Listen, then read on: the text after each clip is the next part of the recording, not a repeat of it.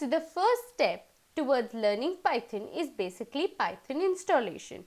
Now you must know that Python is an open source software and anybody can install or download it directly from www.python.org for free. Now the version of Python that we are going to download is Python 3.6.4. You could download the latest release of Python from www.python.org also, and my program would work completely fine with that too. But I am going to download Python 3.6.4 and I recommend you the same.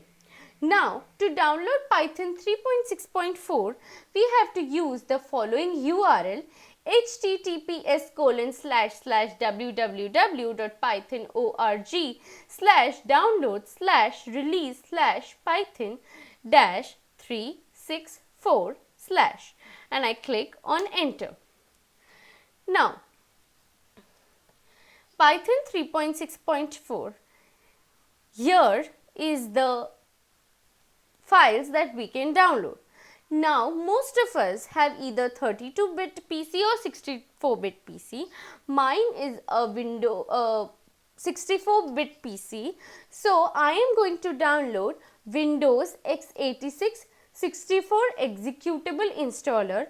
If yours is a 32-bit PC, you have to download a 32-bit installer.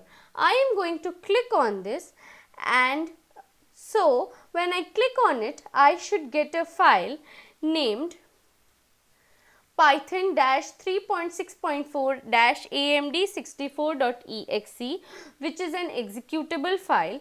I click on this, I say run, and then I have two options here. So I have to tick install launcher for all users, which is recommended, and add Python 3.62 path, which is a very important step.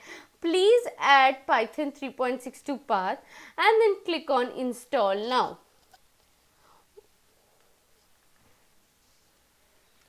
Now I am waiting for it to get installed.